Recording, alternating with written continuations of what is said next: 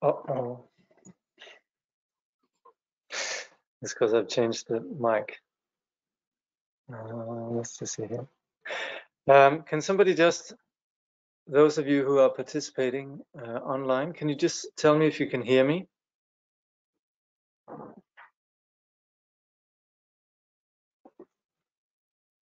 Yes, yes, yes. Good. All right.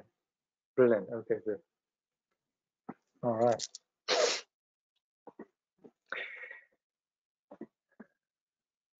Hey. So once again, welcome to our study of Abhidharma. And it does happen that we have new participants every once in a while with these. So I'm just going to sum up. What are we doing with the Abhidharma? Essentially, the Abhidharma is looking into what constitutes our experience. And it's through understanding what constitutes our experience that we'll be able to know what our experience essentially is, the nature of our experience. The highest and most noble objective of Buddhist learning, Buddhist philosophy, etc., is really to properly understand how everything exists as a web of conditions. And in that phenomena just exist as a web of conditions, there's nothing about phenomena that actually exists the way we habitually think they do. There's a discrepancy between how we experience reality and how reality is. And that's why we have this condition called samsara, which is essentially a condition of suffering, simply because we're not with the program. We fail to recognize the nature of reality. And the failure lies not in the object itself. It's not like we're in a weird place called samsara and we need to get out to another galaxy, but it's our perception that is, you could say, twisted, warped, in that we assume that phenomena exist as solid the way that we label them. So that's where the difference between Buddhists and non-Buddhists, those who are awake and not awake, is basically in that us who are not awake, we grasp onto phenomena in a way that they don't exist.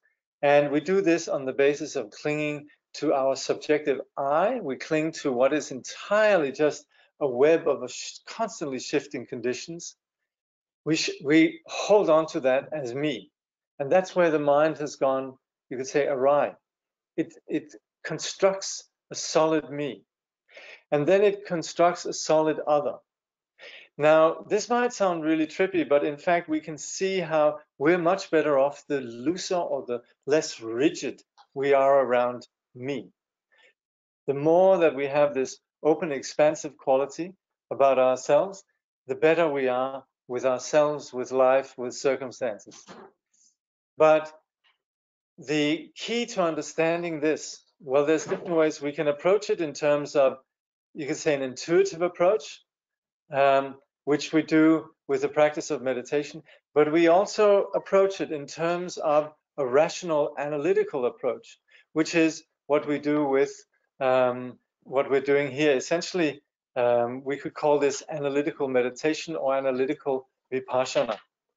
And so this is where it always makes sense actually to, the hot seat is reserved.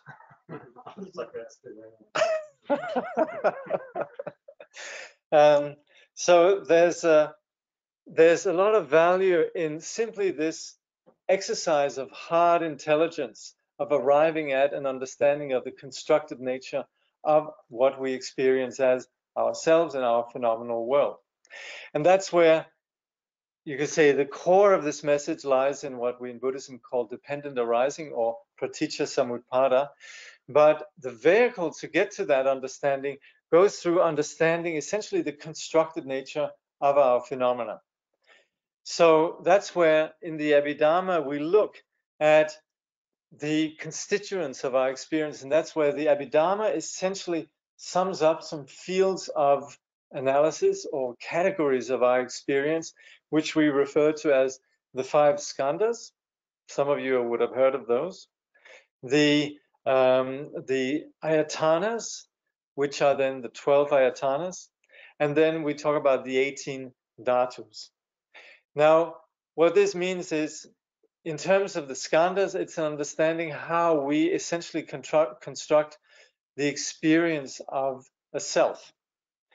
And on the basis of understanding then how we exist as a self, then we begin to have experiences in relation to the world around us. The 5 skandhas, we could say, sums up everything.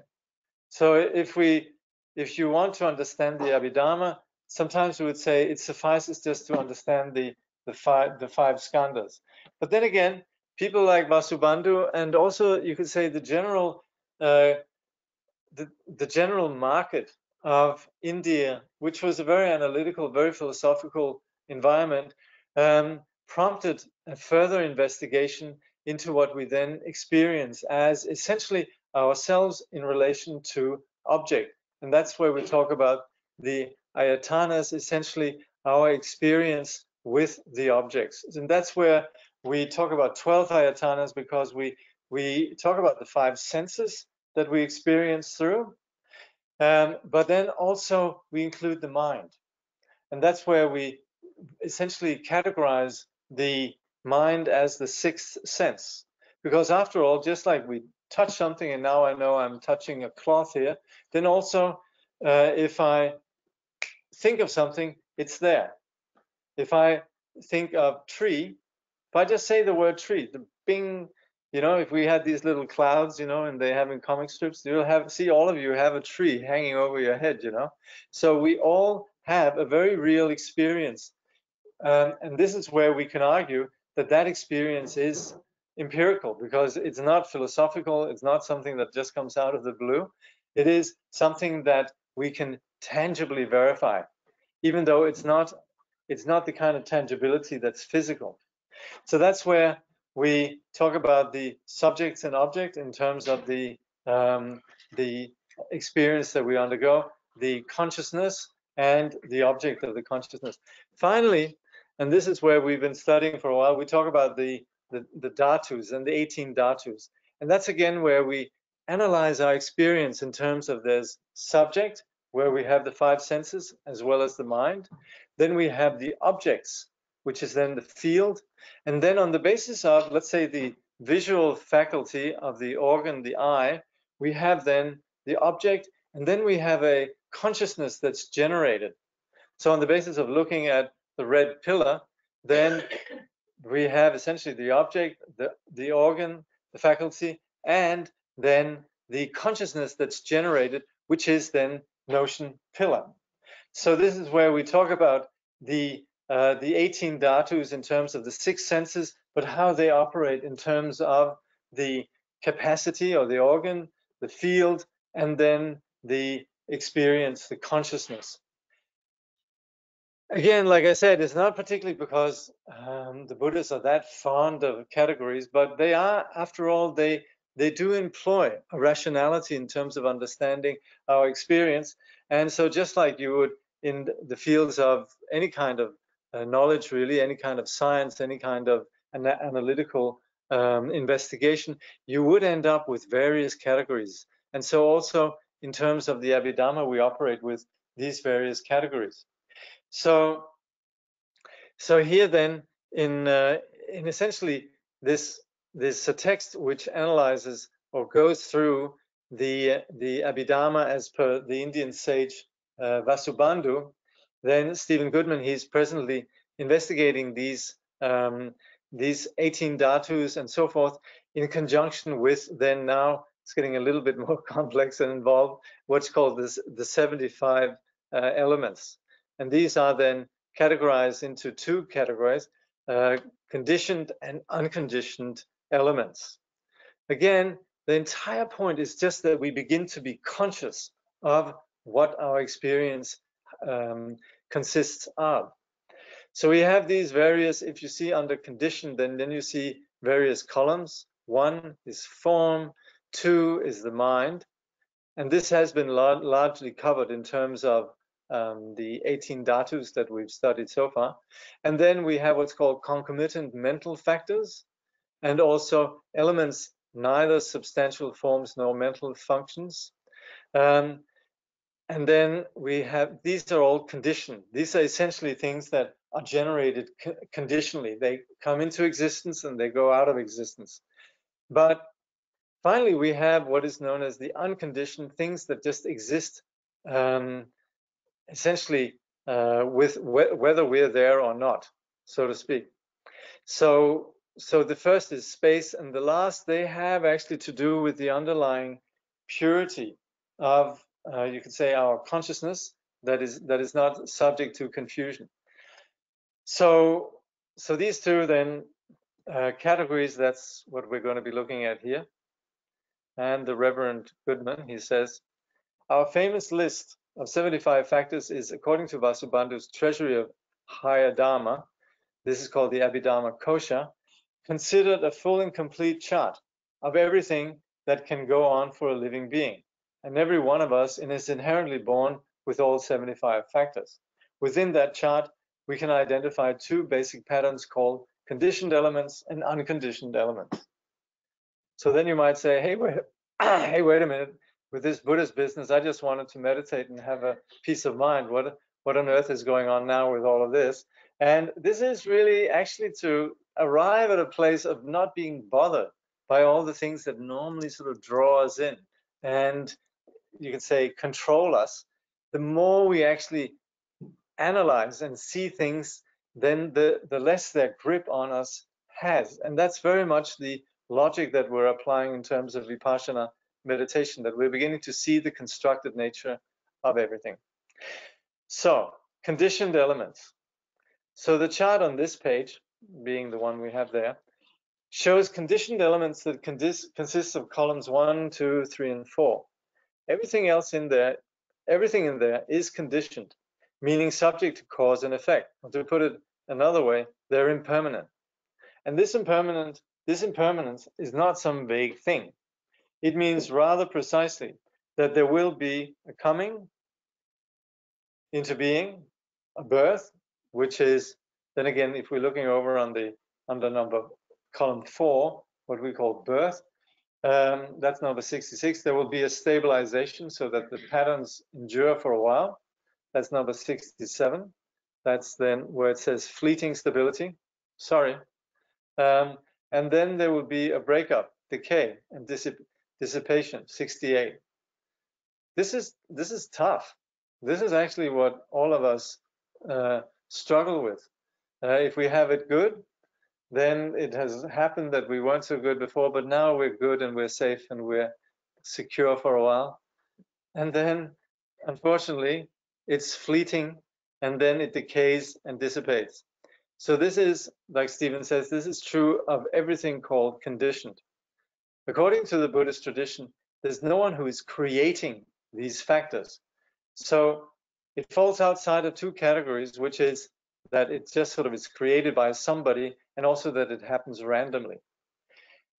Steven says it's simply the nature of these factors to sometimes come together into a kind of coherent vibrational pattern. Well, it's a phenomenon. I guess this is, again, Steven is a bit in love with certain kinds of science, I guess, but sure, vibrational pattern, why not? To stay around for a while, to dissipate, and to break up. Anyway, we have then the experience of particular phenomena for a while. One of the deepest patterns that causes continual suffering and disappointment for human beings is not knowing in a concrete way that everything that is conditioned is impermanent. I mean, we know it intellectually, but it's kind of like, damn, if it has to be impermanent. So that's where we, like we say, we're conditioned otherwise. He says we've been educated in the opposite direction. A revolution of the mind is to turn away from the imprecision and wrong views about how reality is, and instead to find a space in which we can directly see how it is actually operating. And that's essentially the scope of the sage. So that's where we can know this intellectually, but there's a vast difference between knowing it intellectually and actually completely accepting it. But it is helpful to have this kind of analysis. He says we have a great number of factors that are conditioned. They arise, they stay for a while, and then they go away. So this is essentially everything that we have over in the department of the first 4 columns. Then we have the unconditioned elements. So fortunately, conditioned factors do not make up the whole picture. In this list of elements, see again the chart on this page, which is this one, there are elements that have never come together, nor have they been dissipated. In a sense, they've always been there. There was never a time when they were not. These are called the unconditioned elements. So here we have these three, which are then space or spaciousness. So that's, you could say, the basic condition of our reality. There was never a time when there was not space or spaciousness. We can say space is unconditioned. We can also argue that it is a dependent, in that space arises in conjunction with non-space. For us to be able to pass our hand through space like this actually requires that, yes, there is space, but it is actually constructed on the basis of the opposite. We only refer to it as, we only have a label of it in terms of non-space. So that's where the label space is essentially what we would call a dependent arising. So we would essentially say that space is dependent on what is solid. These two take essentially their identity on the basis of the opposite. This is basic. Sounds weird and wonderful, but it's actually quite logical. It's really just saying that right exists on the basis of left. Space exists on the basis of non-space or solid. Then there's cessation due to discrimination. This is where space and, you could say, consciousness is different, because while consciousness, just like space, is intangible, space doesn't have consciousness.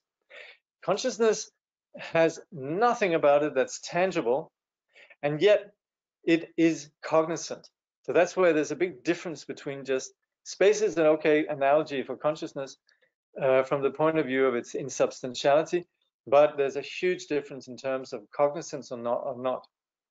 So that's where we say cessation due to discrimination.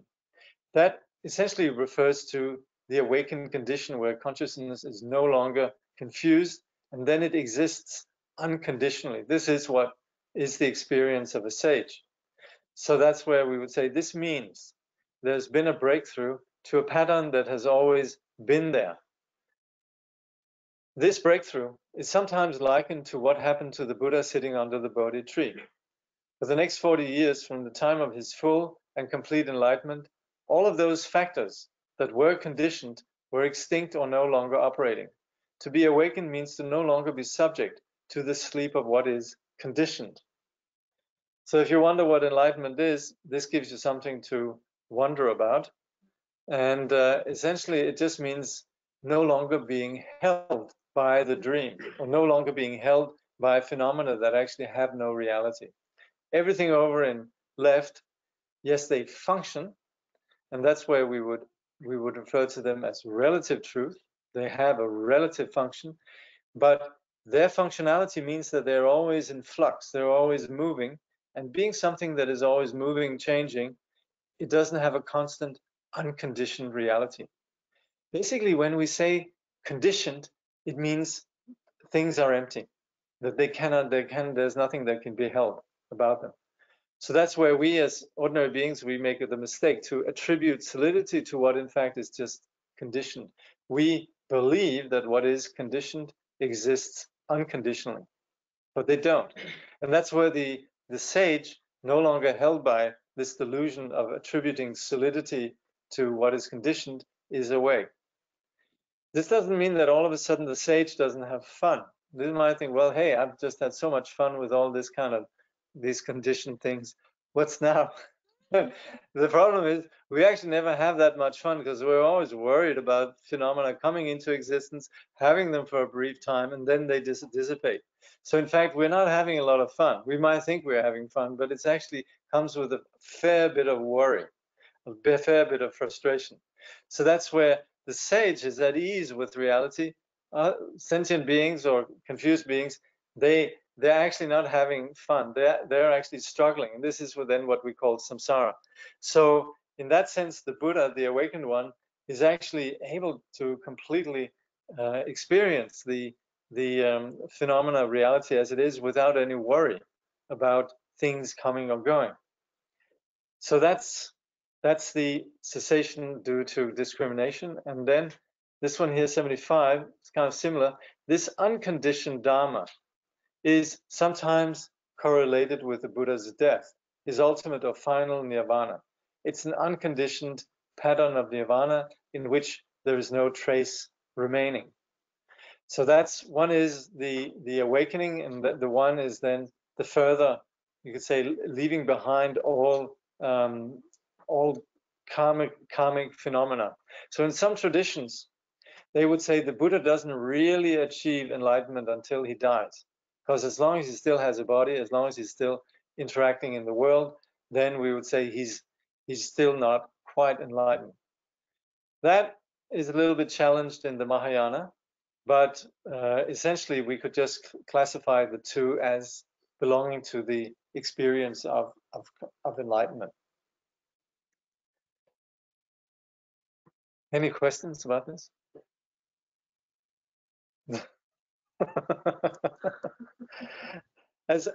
As weird as this sounds, this is actually just, again, I have to say again, it's just understanding the conditioned nature of our reality and the value of the unconditioned phenomena. Yeah, Michelle?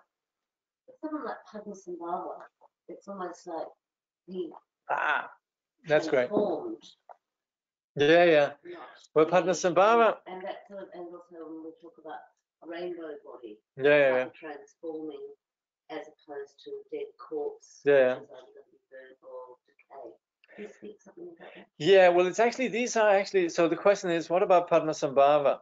And Padma Sambhava's example and phenomena like the rainbow body and so other signs of accomplishment. Well, they all fall into the last category, essentially unconditioned.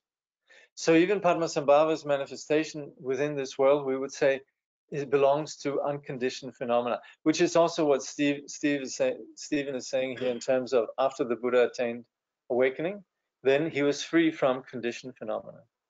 So, okay, this is where the science of Buddhism differs from ordinary science, because to some extent, everything over in the conditioned category, they belong to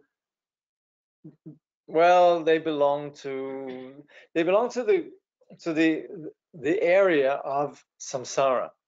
So this in itself already extends beyond, you could say, ordinary science, but it belongs to the area of confused projection. So that's where the Buddhist science, in that it operates with essentially from the perspective of the primacy of consciousness, understanding all of reality, in fact, exists on the basis of how we can understand it or know it or not know it. There we have samsara and nirvana. So these two, they make a dividing line between essentially confusion and non-confusion. But in that it's the mind that creates all of this. Without understanding the mind, it's not really possible to have a proper understanding of everything we call confusion or samsara. But understanding then the mind and how it can spin off into confusion, then within the Buddhist teaching, there's so many ways in which we understand how confusion plays out, the 6 realms of samsara and so forth. Likewise, also on the other hand, again, understanding on the basis of understanding the mind, how it's experienced when it's no longer confused, all the phenomena of nirvana is also a vast, you could say, scope or science. So that's where we within the context of Buddhism, we come across a lot of insight with regards to the confused condition and the unconfused condition. And so parts of the unconfused condition, enlightenment, comes with all sorts of things that don't fit into the parameters of what we're ordinarily used to. So, for example, the rainbow body, that's one way of describing enlightenment, or the Buddhist enlightenment, or the way that sages manifest. And of course, from the sort of the sensationalist perspective, then all the weird and wonderful things that we have from India, with all the miracles of the sadhu babas and all the various kind of mahasiddhas and all the kind of extraordinary things they do, that all belongs to really a dimension of understanding reality with less confusion. So in this way, when we come across something like Padma Sambhava and other sages, we're going to come across a lot of strange stuff that doesn't fit into the ordinary experience, but it does fall under this heading here of the unconditioned. Yeah. But within the conditioned category, we kind of make a distinction between what is considered to be valid conditioned truth, I guess, and what can be considered invalid. But between what you would say, yes, there's a general consensus about this thing appears, da da da. Yeah. Is there a distinction between what's valid and what's not valid in a relative? Yeah, here we pretty much all of these we'd refer to as valid relative truth. In that any of these we can actually assert empirically, if we include the mind as being empirical. What is invalid is then delusional.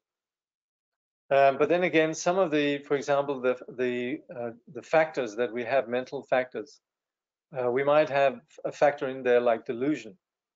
So that, of course, then could be understood as a sort of an invalid factor. That's something that understands things invalidly. But basically, the whole classification covers everything essentially that we have as a relative truth. But you're right, within relative truth, we talk about valid and invalid relative truth, which is, if we say 2 + 2 is 4, well, that is valid relative truth. If we say 2 + 2 is 5, well, that's invalid relative truth. So we have all of these things where we misperceive reality, like the stick that goes into water and we see it as if it's being bent, right? So that's an example of invalid relative truth. We perceive things in various ways that can be valid or not valid. But essentially, these we have here, they fall into just plain old valid relative truth. Yeah. Then again, from the sage's point of view, all of conditioned phenomena, they're actually invalid, Just like we would say, while we're in the dream, we have an up and a down, a good and a bad, feeling happy or sad or, joyful or fearful or whatever it might be within the dream. But from the point of view of somebody who's not dreaming, looking at somebody who's dreaming, we know that none of that is happening, Whether you're falling in love or being chased by, a mad bull or something, it's all just basically invalid, yeah? So from the absolute point of view, this is all invalid, yeah? Because someone on the path who is dreaming, so who's deluded, yeah, so you feel like that distinction. Yeah. Obviously, you've got to work within people's faculties as well. Like, I guess there's kind of like the mental illness or having your sense faculties diminished in some way would then make certain truths invalid. Yeah. And that on the relative level from the perspective of the person on the path. So it's actually useful to make those distinctions, or is she sort of just... Yes. I mean, that's where you see, see, it's thanks to you that we end up with all these many, see, guys like this, if you think there's many categories here, you can blame people like Jara, they've been asking these questions since way back. So, we could actually see, we could go into what's called the general factors, and then we could begin to incorporate subcategories according to what you're saying there. But it's totally valid. Yeah, of course, but yeah, so these probably have we're not particularly looking at these various, you could say, faculties of how they're functioning or not functioning. We would, however, say, okay, again, coming back to the mind, when it plays out samsara and nirvana, we talk about a third condition, which is the path. And that's why we would say, while we're on the path, then there's a gradual diminishing of attachment to conditioned phenomena and a gradual realization of the unconditioned. So if you study the Yogacarya teachings, we talk about something called the dependent nature, which is the mind, which when it's falling into the imaginary condition, we're essentially held by conditioned phenomena. When it's more sort of waking up, which we do through the path, then it's waking up to the unconditioned. So essentially proportionate with your vipassana or your realization, your insight, you'll have less attachment to conditioned phenomena. You'll be more in tune with the unconditioned. What about arhats? Yeah, well, they would fall into a category that's somewhat unconditioned. But you see, the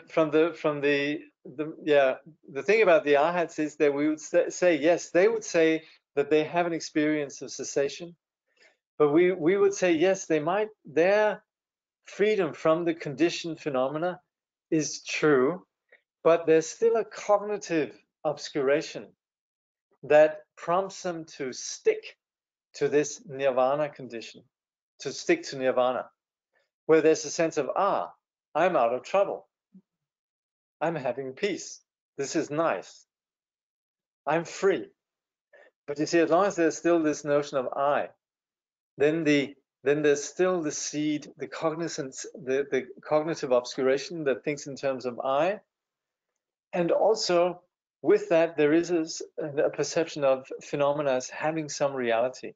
So we'd say the arhats still, they have a belief in the reality of the mind and also the reality of the phenomenal world. So that's why if you read, for example, the descriptions of the various tenets, they still attribute solidity to the indivisible particle, and they also attribute solidity to moments of consciousness.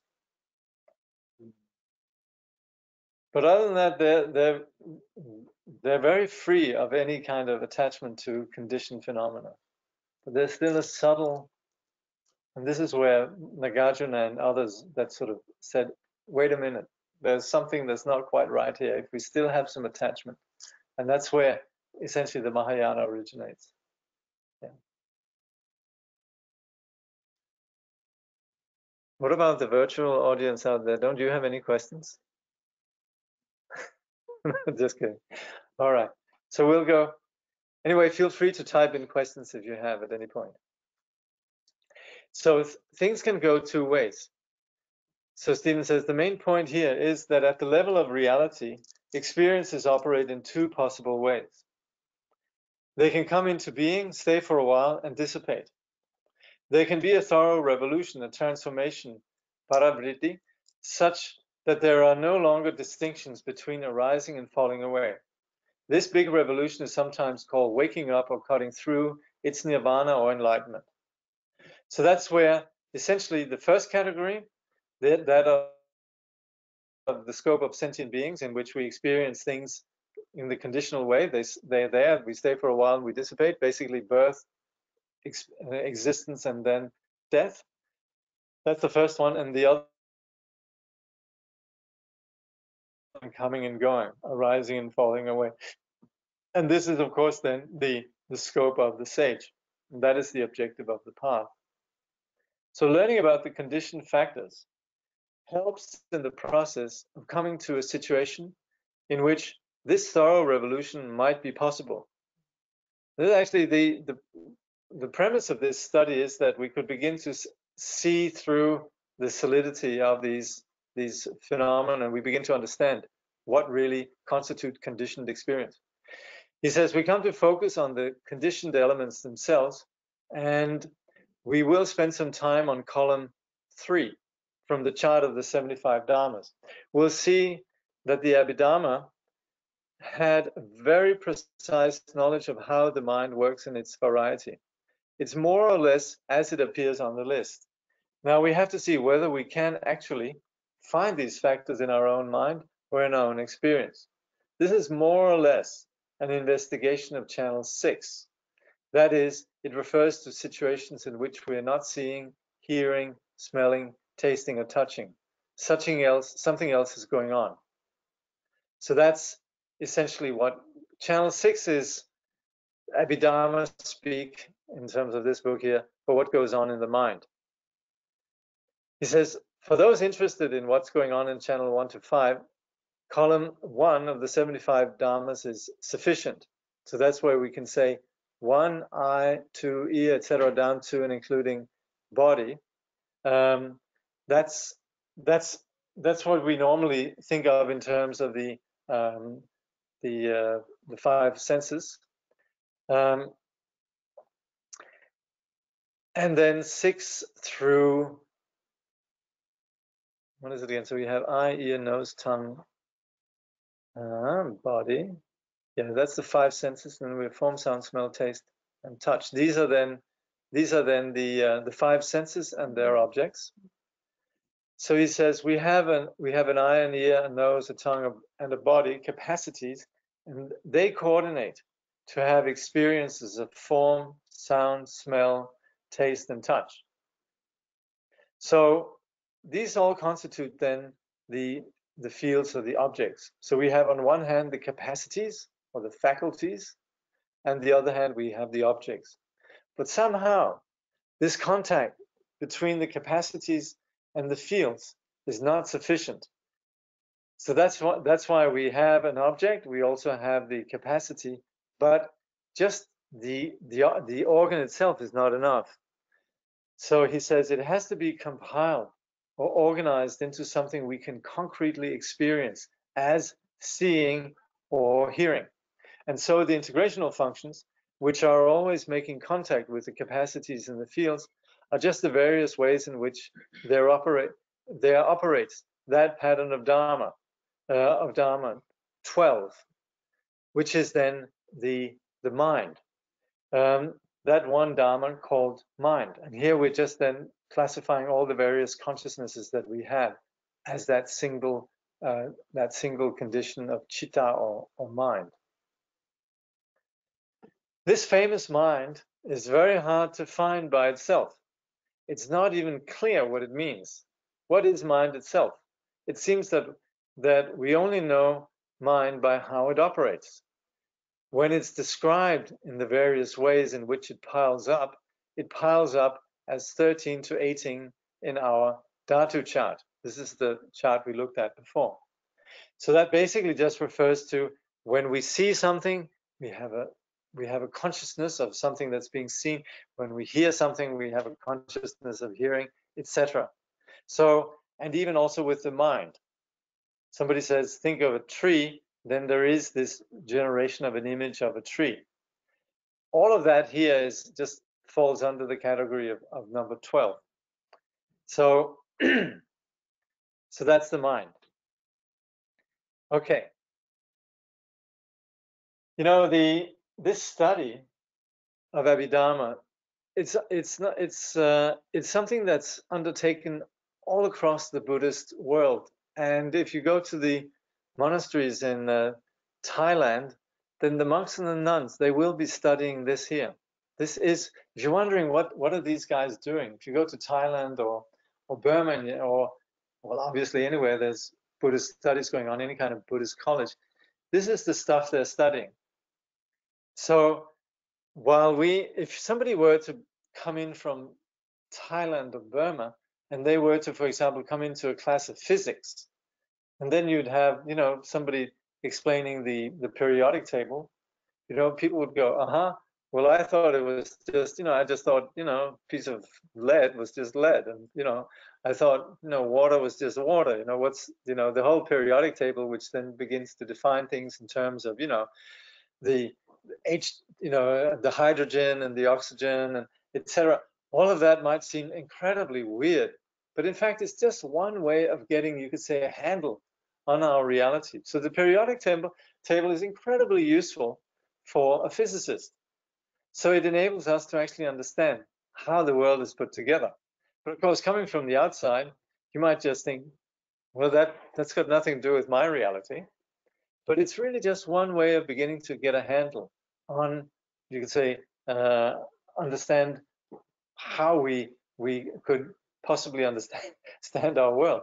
And similarly also, it applies that here, what the monks and the nuns, when they're studying this, they're simply just trying to get a handle on how our reality is constituted. Have I already said that? Only about 5 times today. Anyway. So, column 3, mental events. Now we're going to investigate not so much mind itself, which is number 12 of 75, but rather what comes in the wake of the operation of mind. There are primarily the factors in column, these are primarily the factors in column 3 of the chart of 75 Dharmas. See Appendix 1. They are sometimes referred to as mental events. We'll see that the word mental, having to do with mind, is a bit too limited for the full range of what we have here. In fact, column 3 has 46 different factors, and it completely corresponds with our Dhatu 12. Everything in column 3 is the information to be processed.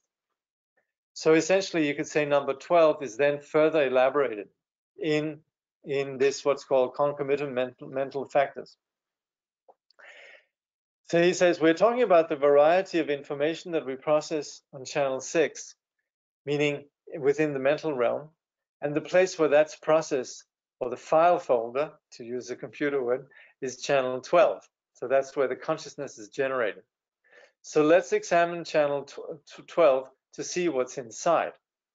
We're discovering that there's quite a bit inside. We can be very clear that all that's inside, this information that can be processed, does not arise when we are seeing, hearing, smelling, tasting, or touching. If it seems that we're having a moment of, let's say, 26, conscience, and I think we might be, this actually, we maybe need another, hold on. Yeah, I think we need another chart. Not sure, I'm gonna, okay, hold on.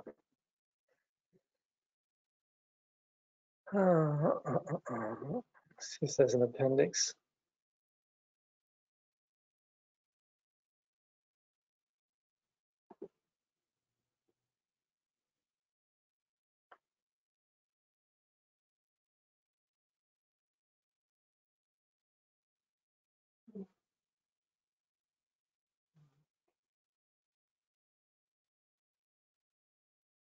So these are the 75. Okay.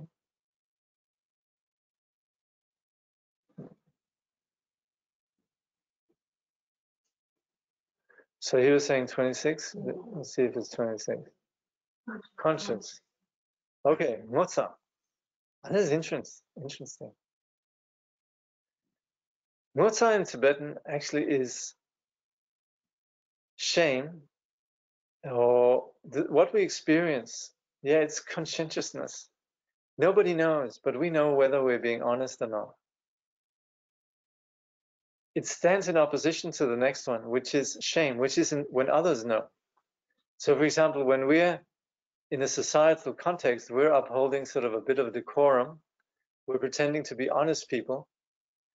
What others perceive as honest, that has to do with the one there that's called Chelyepa, or shame, decorum, right?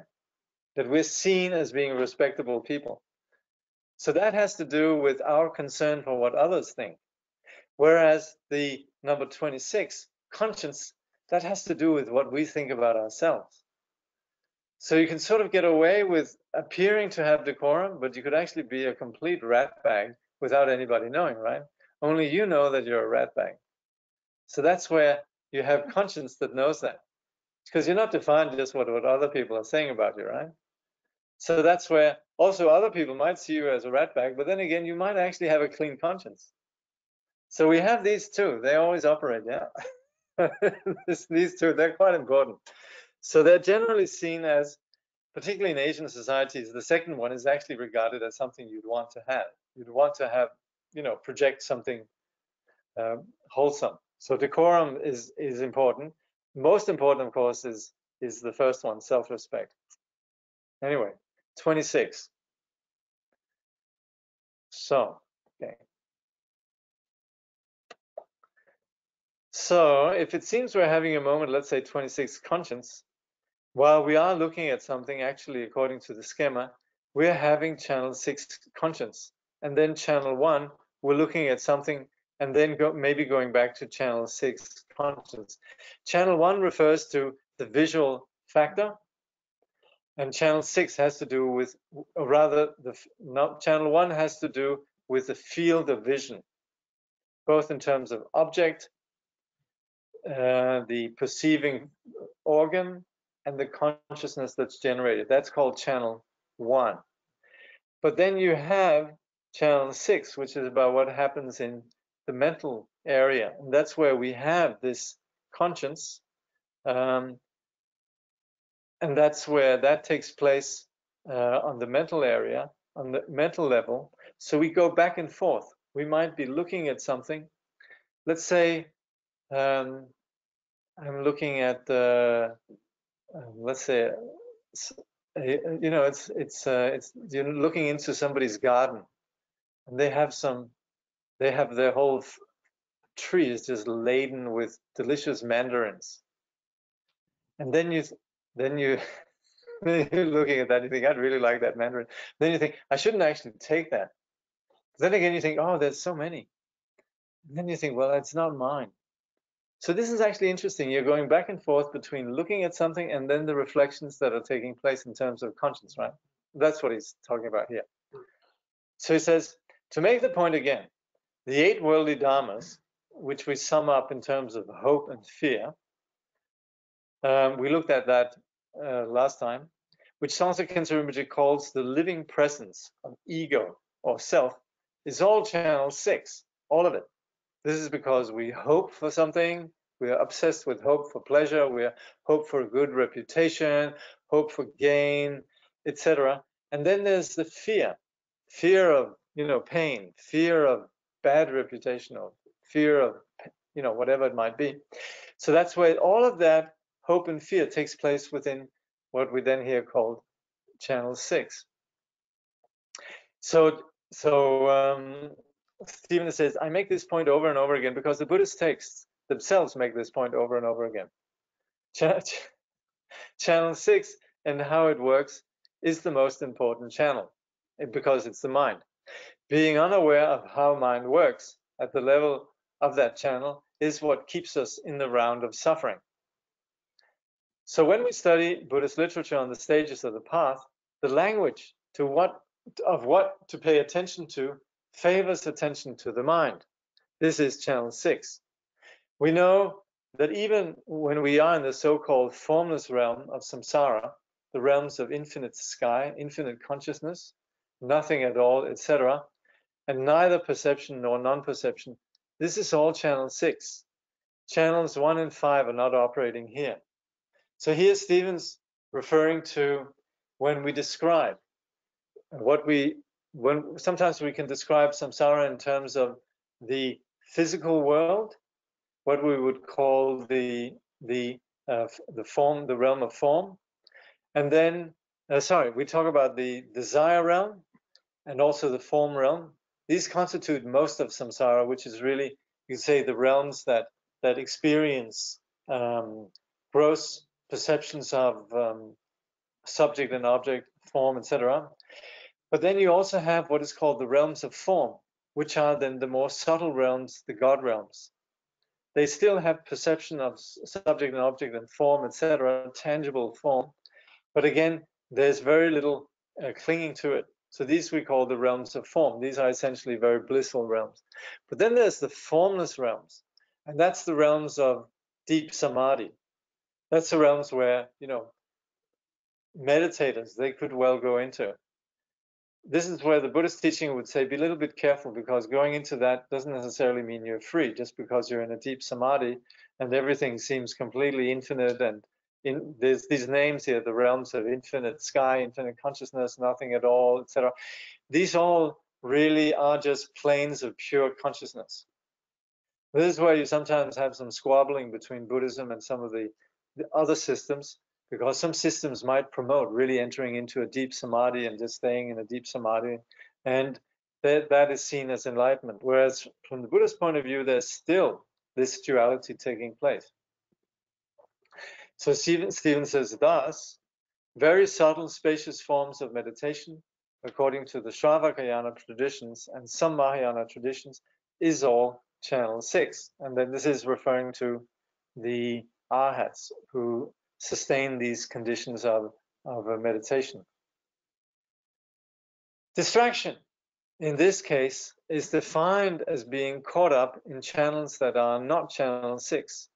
It is being caught up with looking at something or hearing something, but then we return to this channel 6. So that's where we could say all the perceptions of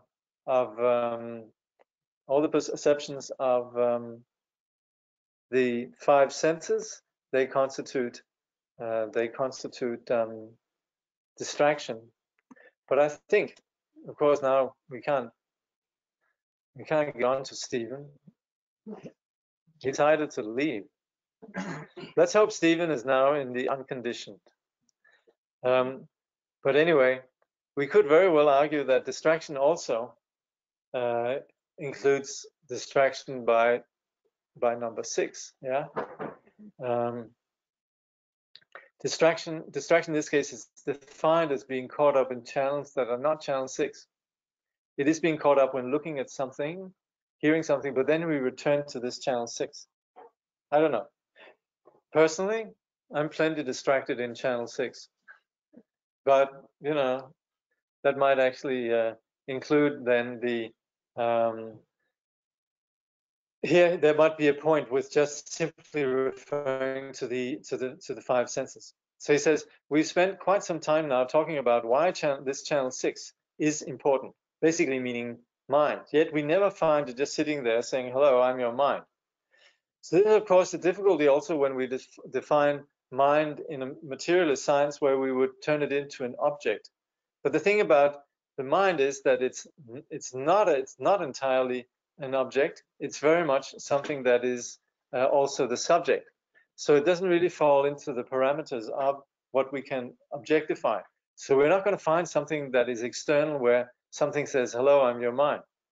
So he says, let's give a classical definition of what mind is. So this is, again, Chitta, number 12. And then we'll move on to the mental events or the things that come in its wake. I think we'll leave it at that. We're sort of going into a new area. And I think next time also we can look forward to Steven correlating this to Husserl's phenomenology. So a bit of light reading up ahead. But anyway, this is it, people. Where one is you can sort of subscribe to Buddhism as this sort of feel-good project of mindfulness and love and light, but in fact there is a quite substantial science behind it. So we're kind of privileged to have a little bit of an inroad here. So then there's a question here regarding distractions. Could we not also have mental distractions that are channel 6, daydreaming, etc.? Yeah, that's my point. Yeah, already answered. Thanks. Yeah. Anybody here? Any questions? Is that you're referring to in channel 6? You're talking about the Mandarin sort of. Yeah. Is that similar to like when during meditation where that kind of that voice in the back of your head that's always checking? You know, channel 6 is everything that's mind. Right. Yeah. So simply, it's because we looked at these dhatus before. So we had various channels, and they consisted of subject, object, and the consciousness generated. So channel 1 was the visual, and then you have all the five senses. When you came to channel 6, it's then the mind, the object, and what is generated. So yes, you would, for example, on the basis of, let's say you have a mind, and then you have thought Mandarin. In the past, you have a memory of Mandarin that comes up, right? Mm-hmm. So that's the object of the mind. And then on the basis of that, you might think, Mandarin, next time I pass that tree, I'm going to grab that Mandarin or whatever. So there's consciousness generated on the basis of the knowing subject and the known object. But it's all channel 6. Mm-hmm. Yeah. What do you mean channel 6? Yeah. What is he talking about? Jeez. I know you have a right to ask that question. Let's see if I can find it here. We had yeah, over here. Okay, cool. If you were to ask. Yeah. There you go. So actually, no, so we have actually these channels, the first of which are really, you could say, what we normally classify as that's the senses, and what we normally classify as what is empirical. So they basically the tangible. But that's experience on the basis of our organs. And then we have the intangible, which is the mind. But in Buddhism, the sixth sense is not something particularly mysterious. It's simply just the mind. So that's channel 6. Thank you. I found that interesting, putting the conditioned phenomena and mind, because the consciousness kind of get what you're saying, the Mandarin, and the consciousness being stimulated within the mind, and it's quite a, even though it's not possible, it's somewhat, the consciousness is conditioned, but the mind itself doesn't often associated, I guess, it with it being less not conditioned, like maybe the consciousness of the formations come and go, but the mind itself is kind of like the space, like the other side, the unconditioned. Yeah. Well, that's the you could say the nature of mind as it is. It's the nature of reality as it is. But from our confused experience, then we solidify both conscious experience, or both you could say subjective experience and the objective world, right? And that's where everything that falls under the heading of the conditioned here is essentially constructed by the confused mind. So as much as we can ascertain that if we analyze that phenomena don't have any tangible reality, they are unconditioned. For the time being, we're classifying them and labeling them and fixating on them in a particular way. And that's what we're mapping then in this heading here, which is then the conditioned phenomena. Yeah, I guess that understanding it is really helpful for that third aspect of that path. Just kind of, it kind of seems simple in the sense of like you just let things are coming and going, and no matter what, like they are as they are, and the only issue is that this apparent thing is trying to cling to it and creating whole concepts and dream worlds around it. And if we could just like simplify it to releasing the grip of the delusion, then it's quite helpful. But then you got to understand what you're actually doing and what is actually doing it. Yeah. Because I don't know what's actually doing it. Well, that's actually what we're doing here through analysis. So we're mapping that process. So for the time being, we're just, you can say, laying out the territory. We're mapping what the elements are objectively, and then we're aware of it. The more we're aware of it, the more we can objectify it, the less you could say, entangled by it. So that's why you can say one thing is to have a moment of anger, but the other one is to know I'm having anger. And then when you begin to analyze it further and you say, I'm having anger because I have a hard time with people who steal my mandarins. This happens every year. The kids jump over the fence and they steal my mandarin. Happens year after year. So it's that you begin to understand that there's a patterning taking place and there's a conditioning taking place, right? So the more so it's not just that you're seized by a moment of anger blindly, but through actually the mapping of this whole process, there's more and more an awareness of the conditions. Is it the distinction between a consciousness generated based on sense perception and then a thought or a concept that's generated based on a consciousness? Well, that's treating a thought as also being a consciousness that's generated based on perception. Well, look, that's essentially what these, you can see what we call these 18 dhatus. They are then essentially, you can see the first 5 channels here. That's already about sense perceptions. And the last you're referring to here, this channel 6, and that runs through here, stuff and consciousness. That's the second category, yeah. Mm-hmm. Yeah. But between, what would you say that, so thinking more in terms of meditation, and not from my own experience, but in a hypothetical experience of being in a state of awareness and resting in that awareness. And a thought appears, like a thought arises, Yeah. but it might be a kind of a self-aware thought of like, oh, this is really great, or, is this it, kind of thing. But it's not actually, I mean, to me, that seems as though it would be generated based on some kind of sense perception, but because you're, trying to rest in an awareness of things in, like, a state of evenness without grabbing onto things or allowing things to kind of jump out at you and grab your attention. Yeah. So I wonder about those. Well, this is what you call about reflexive awareness, which is essentially awareness of awareness, right? Mm. And that we'd have to classify as simply just stuff or phenomena that arise in the mind. That's otherwise, otherwise in meditation, you're caught in that infinite regress of being aware of the awareness that's aware of, that's aware, blah, blah, blah, it goes infinitely. It gets very sort of, so that's where we just classify those reflections. They're really, and which is what they are. They're essentially just thoughts. They might be very deep and meaningful, but they're just thoughts, right? Yeah, just thoughts. Yes? But in the world of the Mandarin, when you want to have integrity from the picture, then you're in the unconditioned state. Because No, it's still cessation due to discrimination. Well, no, this is different. This actually still falls. This would fall into what we call, what is it again?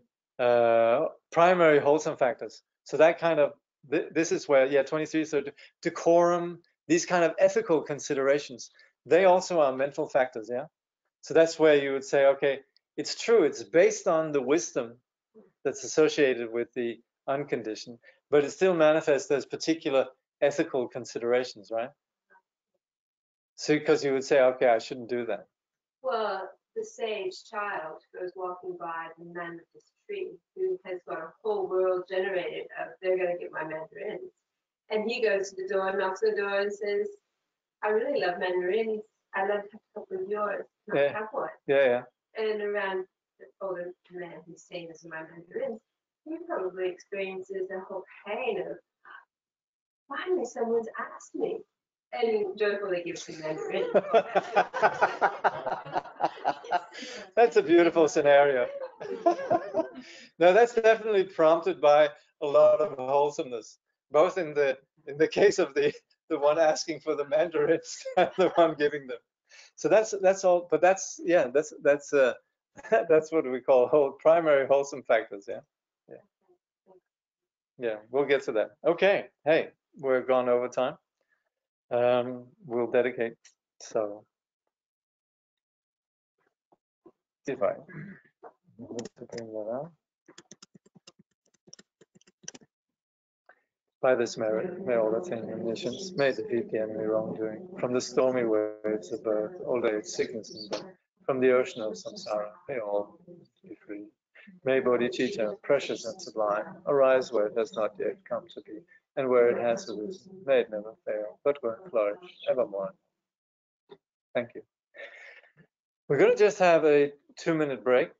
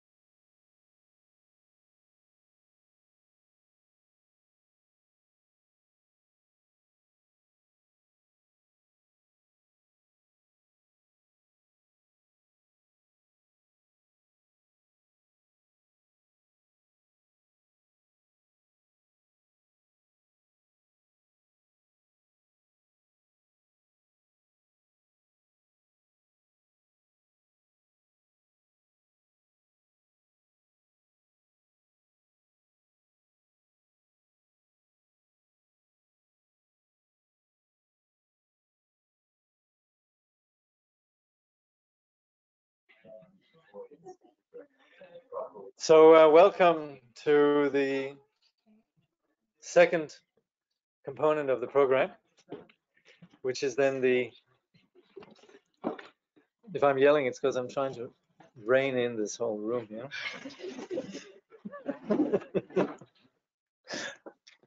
Okay.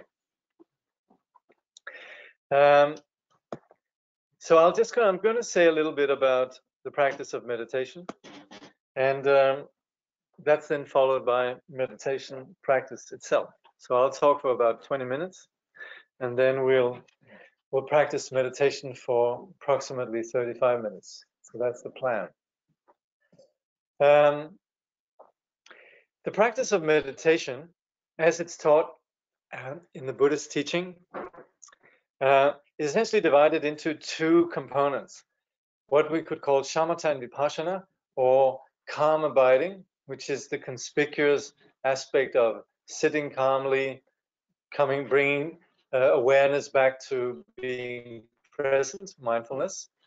So that we call calm abiding or shamatha, and then vipassana, which arises out of that, which is then essentially the insight, the wisdom that comes from doing this.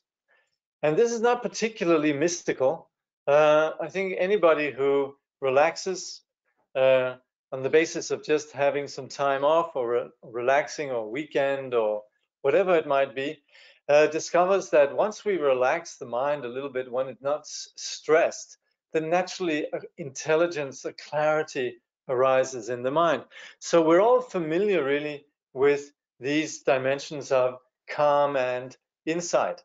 The only thing is that within the Buddhist context, we would say that unless we actually have genuine insight, we operate within some very confused parameters, and this is what we call samsara, and that's essentially where suffering comes from. Whereas if we allow the mind to find itself, settle from its confusion, then the confusion dissipates. So we could say we have a very empowered place. We're not victims of our perceptions. We're not victims of the way that we handle our perceptions. We can actually work with our own mind in terms of our attitudes, the way that we handle our reality. But that's where it helps a lot if we are more awake, more present, and the natural intelligence, natural discerning can arise. So in the previous session here, we were looking at essentially analyzing our reality, and that's really intended to see whether or not our assumptions are justified.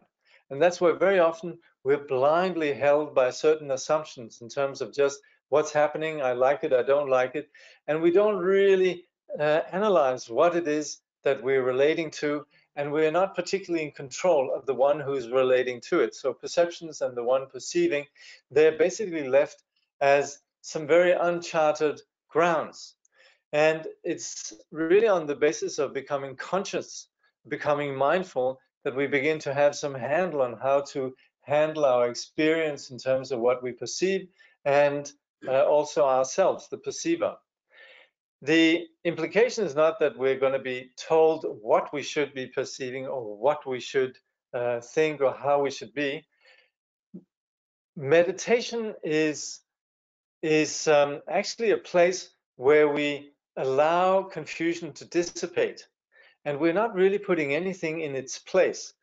But there's a natural quality of awareness with regards to our own innate purity, and also awareness of the other, that naturally creates a condition of nonviolence, that actually is a condition of interacting compassionately, and particularly beginning to get out of our own self-centering, which is very often the place where just unconsciously we tag along with our own particular attitudes and impulses and so forth. This is all prompted on familiar and habituated narratives that sort of go uncharted through our mind, and very often prompts our particular attitudes and reactive patterns and so on. So where this kind of undertow normally controls us, then with the practice of meditation, it's essentially where we become conscious of the individual that's experiencing all of this. So while we could say, we have lots of wonderful sayings, such as just be here now and just let it go and so forth. And we also have sort of moral incentives to be peaceful, compassionate persons and so on. As long as we actually don't really have control under the underlying powers that control us, which really lie within our own consciousness, then as much as we might try to put a lid on ourselves in terms of, being nice persons, we should try not to be angry, we should try not to be annoyed and so on. We try to put a lid on these things. The moment that we actually are clear on what's happening within our mind, then actually we're not held by these impulses in the same way, and we're not necessarily struggling with what arises in the mind. What we do with meditation is essentially train ourselves to just be at ease with whatever arises in the mind, but not necessarily controlled by it. So that's where the condition of spontaneity is really one of being at ease with what we are, and it's not about just going with the first given impulse. It's really spontaneity from the point of view of meditation is very much that we are interacting and conscious of ourselves and being at ease with ourselves and also the world around us.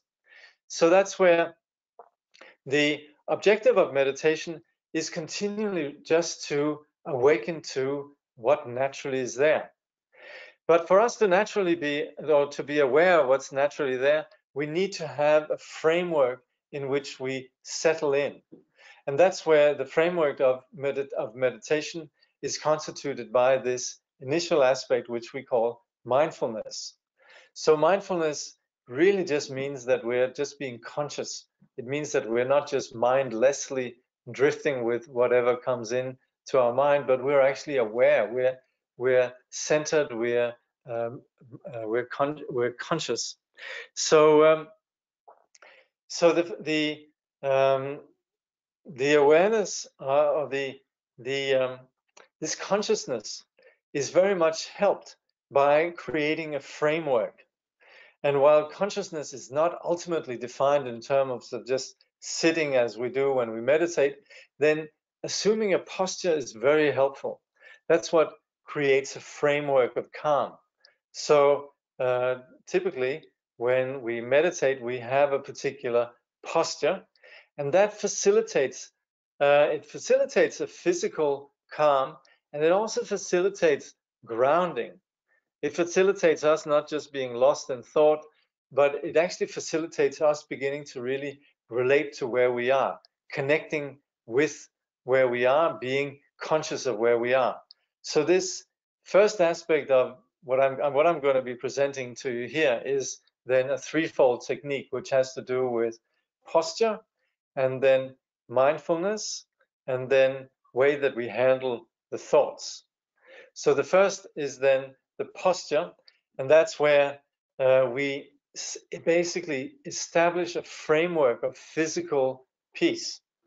We can sit on the floor if we like, but also then, given that in our culture we don't normally sit on floors, then to sit on a chair is absolutely fine also.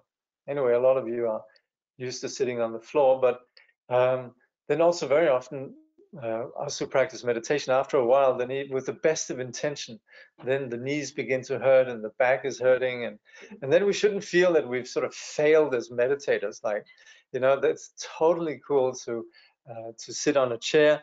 And sometimes also you could have these little raised, like actually like Ariana has, or whatever it might be. There's different kind of ways that we could sit. Anyway, the first component is then the posture, and that's why also we would say in addition to having a straight spine, then also we take the shoulders a little bit back. We also take the chin a little bit in. We lower the gaze. We don't need to close our eyes, but just lowering the gaze actually helps us be less distracted. And then hands on our knees or hands in our lap, whichever is convenient. And then relaxing the jaw, maybe a little bit of space so that we can breathe through the mouth if we need. And this is basically the posture. And that's where we're somewhat committed to the posture. We don't have to sit in a rigid way, but just sitting without moving actually facilitates us connecting with our physicality, which grounds us. It's very helpful. But of course, if we need to move, if we need to adjust, that's fine too. The second aspect then has to do with the mind. And the mind usually goes all sorts of places. And that's where the practice of mindfulness is, rather than tag along with the various storylines, the various narratives or ruminations and regurgitation of familiar narratives and so on, we actually bring our attention to being present. So juxtaposed to this is being lost in thought, which we very often are. And it's surprising how we actually function, because so often while we're doing things, we're thinking all sorts of stuff. When we're driving across town, even in busy places, we might be having internal sort of conversations and all sorts of things. And very often we're just lost in thought and operate on autopilot. But what we're doing when we're meditating is actually familiarizing ourselves with being properly present. But it's not that easy. And that's where there's a big difference between thinking I'm going to be mindful and then actually being mindful. The practice of, bless you, the practice of mindfulness is actually not conceptual. It's not a thought, I will be mindful, but it's really just sustaining presence without being entangled with ordinary thinking. So in mindfulness meditation, we very often have an object. It can be an object of an external object, maybe a flower or something, sometimes a visualized object. And then very often we promote the focusing on the breath. So here in this tradition, we very much focus on the out breath, because it takes us out and it connects us with the space where we are. So the second point is awareness of the out breath, where we go with the out breath. We're aware of the breath as it exits from our nostrils and then fuses with space. And we simply just relax at that point. We sustain mindfulness as an awareness of the breath as it goes out. So there you could say we're proactive in sustaining non-distraction. Then, as the breath then fuses with space, we just relax and we let the in-breath happen. And again, we come back to being aware of the out-breath. This is, of course, embarrassingly simple. And we might think meditation is supposed to involve all sorts of mystical experiences. But the point is that actually the moment that we are not getting entangled in our ordinary thoughts and narratives and so on, then actually a clarity begins to emerge. And that, you could say, is beyond the ordinary. But at the same time, it's not as if it's something alien or weird or in any way mysterious. It's just that we come back to a very light and luminous quality, which is in fact basic to us. So there's a very ordinary quality of mindfulness as well. But it is really on the basis of this coming back to the breath that we have something that grounds us in terms of our psychology. So what we call mindfulness is really this presence that's sustained on the basis of coming back to simply just awareness of the breath, in this case, the out breath. The last aspect of the method then has to do with, which is more the vipassana aspect, has to do with whatever arises in the mind. We allow it to arise and we don't particularly engage with it. We're not analyzing it. We're not encouraging it. We're not really being absorbed by it. And that actually enables us to have a much more real perspective on what arises in the mind. But for us not to get entangled by the thoughts, we sustain this mindfulness through coming back to the breath. So as thoughts arise, we label thoughts thinking, and whatever comes up in terms of psychological material, we're aware of it. We're not in any way trying to get around it or manipulate it, or you could say cover over, but we don't necessarily perpetuate this drama around what arises in our mind. And that's where actually we begin to develop some autonomy with regards to what arises. And this is what facilitates a more aerial perspective, what we call vipassana. And that's where the exercise really lies in, as thoughts arise, we just label thoughts thinking and come back to the breath. We are aware of the content of the thoughts, whatever it might be, but at the same time, we don't get absorbed by it. So that's where we begin to develop this autonomy or vipassana. So these are the three aspects really of meditation. Of course, there's a huge amount that can be said about this. There's so many different ways of explaining meditation, but this is just one particular way. But at the same time, it really, you could say, constitutes the universal foundation for Buddhism everywhere. This is pretty much what we do in meditation in the various traditions. But of course, this is particularly informed then by, in the Tibetan Buddhist tradition where I was trained, then what we call Mahamudra and Dzogchen. It is actually leaving our senses open, but at the same time also sustaining this awareness. So we're not particularly interested in going into a deep jhana that might go on forever and ever, but rather it's about sustaining awareness as, you could say, the world passes us by. So it's something that we can apply at any given moment in any given circumstance. So we're not limited to going into deep states of samadhi, but rather we are training ourselves in sustaining this vipassana on the basis of allowing whatever arises to be there, being aware of it, but not being entangled in it. So this is, you could say, the bare bones of the meditation technique. But like I said, there's so much to be said about that. We do this prefacing it or bookending it with a practice which in Buddhism is known as Buddha Anusmriti, which is invoking the Buddha. And this, while you could say mindfulness has sort of the stamp of approval from the clinical and the sanitized sort of rationality of the modern person, then there's an added dimension really of Buddhist practice, which has a lot to do with that which lies beyond the ordinary rational mind. And that is the quality of awakening, which is prompted not just by, you could say, the hardcore lack of being engaged in whatever arises in our mind, but also very much infused by the inspiration that comes from that which lies beyond the ordinary mind. And that's where we, for example, might experience being deeply touched by the example of, say, Mahatma Gandhi or the Dalai Lama, where we sense something great and wonderful, and we can actually connect with it because, and this is the Buddhist argument for, you can say this is the Buddhist God proof almost, which is really what we call Buddha nature. Thanks to us having the, you could say, the inner Gandhi or the inner Dalai Lama or the the inner whatever, the inner Buddha, there's some sense of connecting and appreciation of someone like Gandhi or the Dalai Lama, because there's a place inside ourselves where we have that.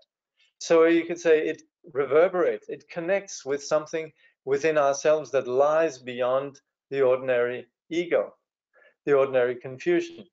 And the devotion that prompts this kind of appreciation then brings about what we call blessing.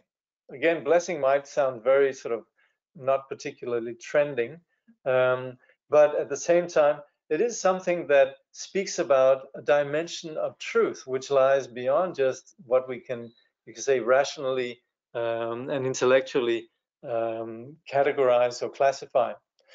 So we, here in this context, we then chant this devotional liturgy to the Buddha. And we do that for about 10 minutes. There's a little liturgy that we distribute here. I hope there's enough to go around, actually. But let's see how we go.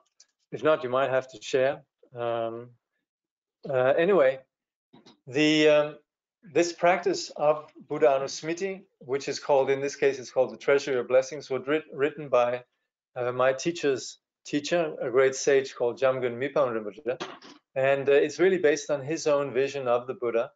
And it's very, very It's a short but very devotional liturgy. So I hope you can handle the devotional flavor of this. and at the end of this, we chant this for a while, we chant a mantra for a while, but then we dissolve the external reference point of the Buddha and simply settle into meditation. And that's where we'll sit for 15 minutes. And after sitting, we then do walking meditation for 5 minutes, and then again we sit for another 15 minutes. So, so while we're doing the sitting meditation, the practice of mindfulness is centered around mindfulness of breath. When we're doing the walking meditation, simply just sustain mindfulness on the basis of the sensation of the footstep. So we'll do sitting 15 minutes, walking 5 minutes, and then again sitting 15 minutes. And then at the end, there's again a liturgy where we'll just chant for about 5 minutes. This very beautiful aspiration prayer. And when that's over, then you're invited to dinner down at Michela's. I think there'll be some food down there. So that's the program. Thank you. Okay, just 1 minute break. Thank you.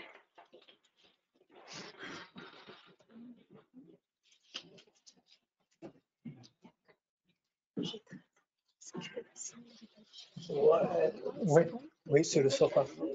Sur le sofa. Yeah. Ouais.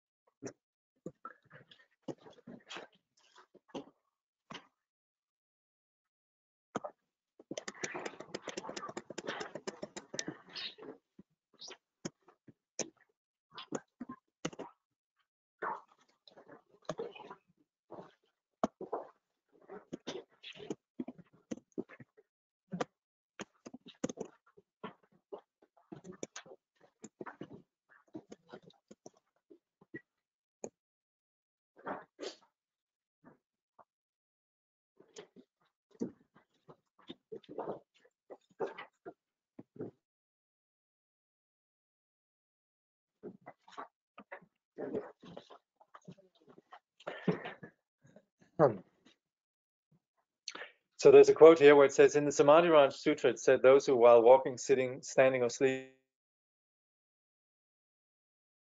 recollect the moonlight Buddha will always be in the vast nirvana. And it says, his pure body is the color of gold, beautiful is the protector of the world. Whoever visualizes him like this practices the meditation of the Bodhisattvas. In keeping with this, we should practice remembering our incomparable teacher, the Lord of Sages, in the following way.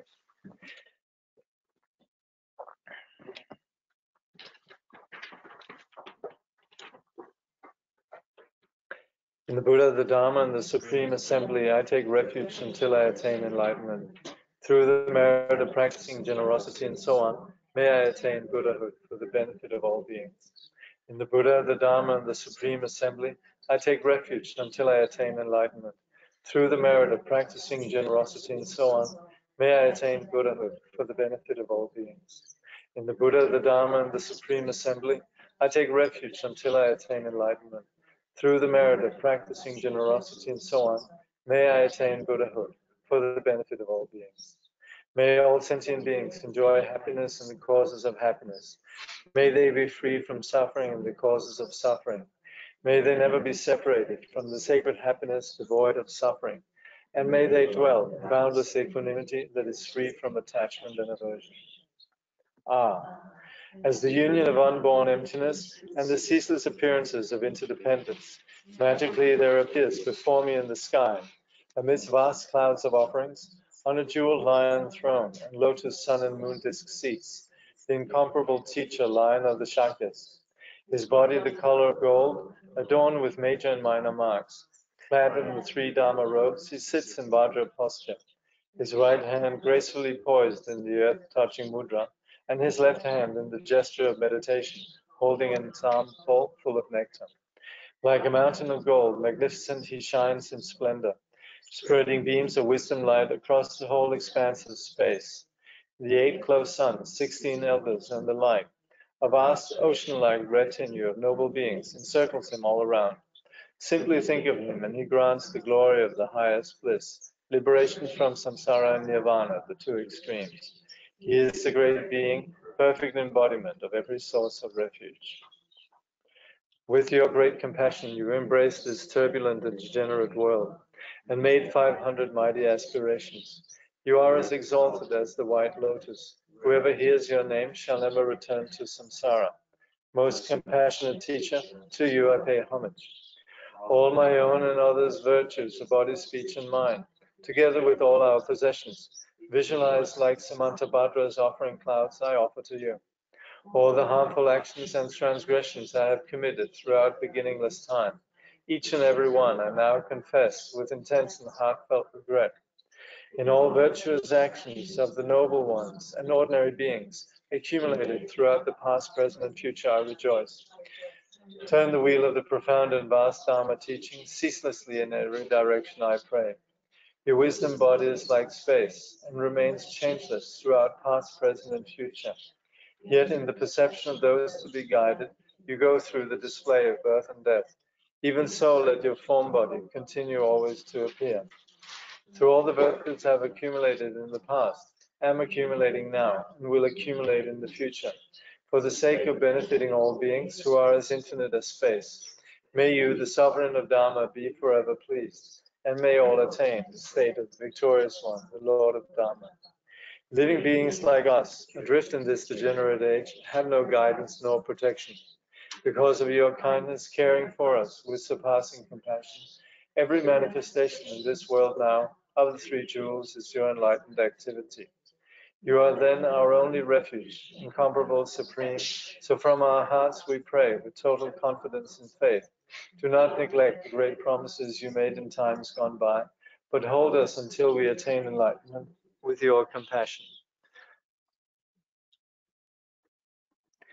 Supreme Teacher, Bhagavan, Tathagata, Arhat, complete and perfect Buddha, glorious conqueror, Shakyamuni Buddha, to you I pay homage, to you I make offerings, in you I take refuge. Supreme Teacher, Bhagavan, Tathagata, Arhat, complete and perfect Buddha, glorious conqueror, Shakyamuni Buddha, to you I pay homage, to you I make offerings, in you I take refuge. Supreme Teacher, Bhagavan, Tathagata, Arhat, complete and perfect Buddha, glorious conqueror, Shakyamuni Buddha, to you I pay homage, to you I make offerings, in you I take refuge. Te yatao muni muni maha munaya soha. Te yatao muni muni maha munaya soha. Te yatao muni muni maha munaya soha. Te yatao muni muni maha munaya soha. Te yatao muni muni maha munaya soha. Te yatao muni muni maha munaya soha. Te yatao muni muni maha munaya soha. Om muni muni maha munaya soha. Om muni muni maha munaya soha. Om Muni Muni Mahamunaya Soha. Om Muni Muni Mahamunaya Soha. Muni Muni Mahamunaya Soha. Muni Muni Mahamunaya Soha. Om Muni Muni Mahamunaya Soha. Muni Muni Mahamunaya Soha. Om Muni Muni Mahamunaya Soha.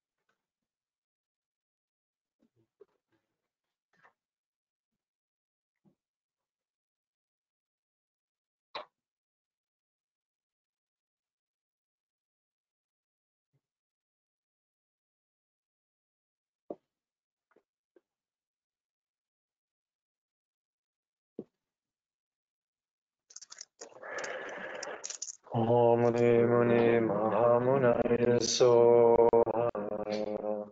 From the Buddha's body there emanates a great radiance, a multicolored rays of wisdom light, dispelling all around and others' obscurations, and causing all the genuine qualities of the Mahayana path to arise within us, so that we attain the level of perfection from which we will never return again to samsara.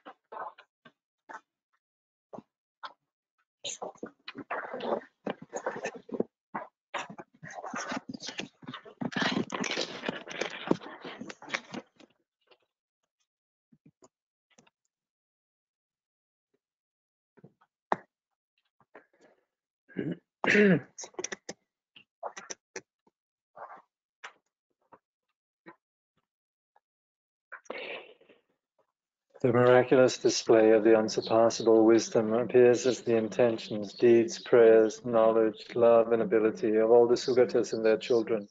May all beings become exactly like them. And then the aspiration prayer, Maitreya. I prostrate to all the Buddhas and to the Bodhisattvas, endowed with the divine eye of the sages, and to the Shravakas as well. I prostrate to Bodhicitta, which counteracts birth in all lower realms, perfectly shows the path to the higher realms, and leads to no aging nor death. Whatever negative actions I have done under the influence of an afflicted mind in the presence of the Buddhas, I fully acknowledge them all. By the accumulation of any merit I have created through the three kinds of activities, may seed omniscience grow, and may I attain awakening that never ends. Whatever offerings to the Buddhas can be found in the realms of the 10 directions, unknown to the Buddhas who rejoice in them, I rejoice in all these offerings. I fully acknowledge all negative actions and rejoice in all merit. I prostrate to all the Buddhas.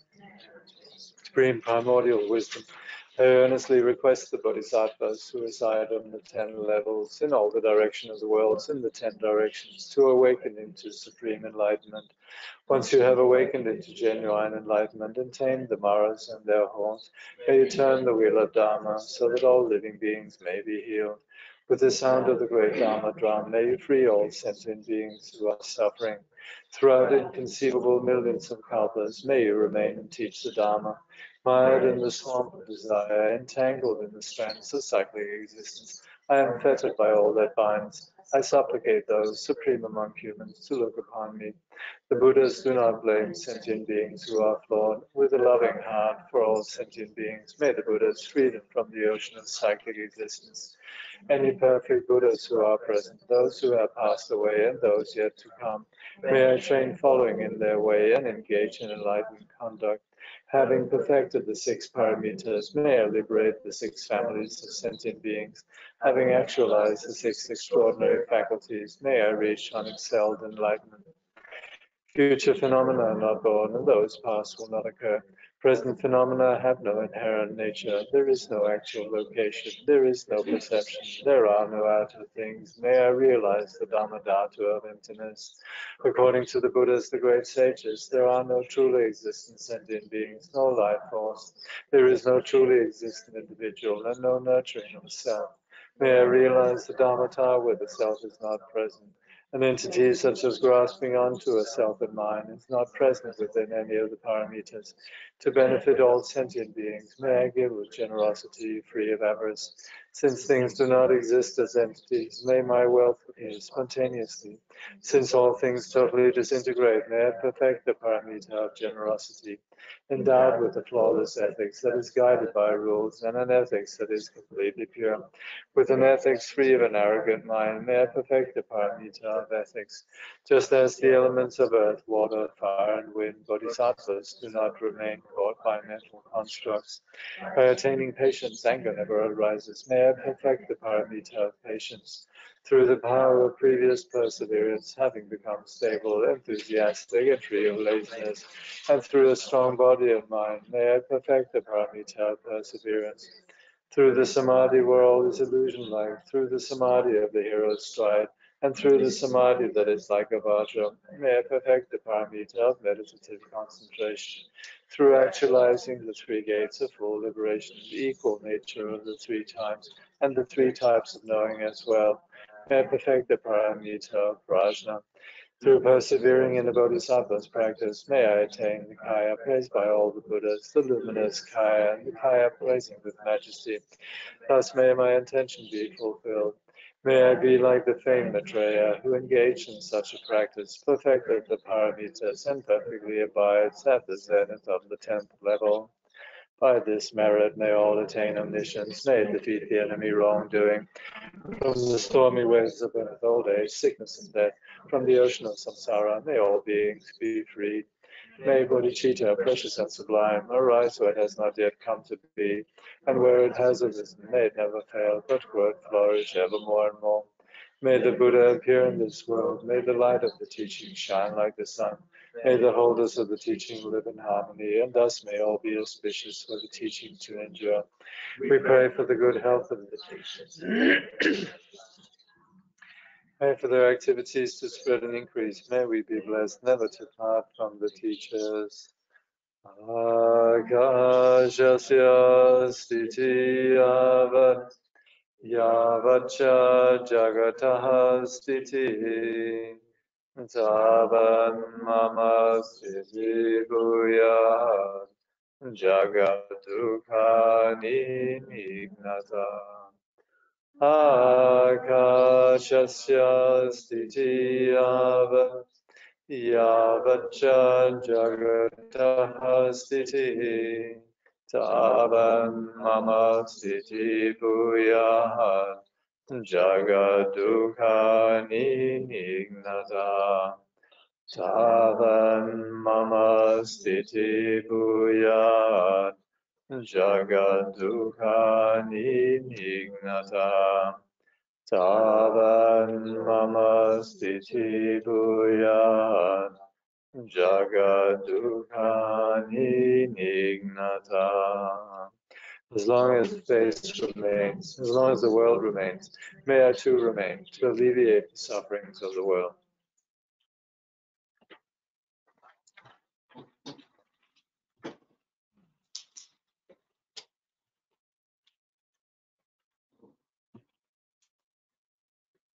Thank you very much.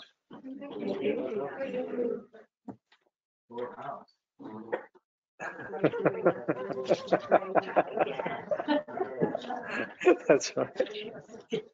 I had a bit of rush hour there.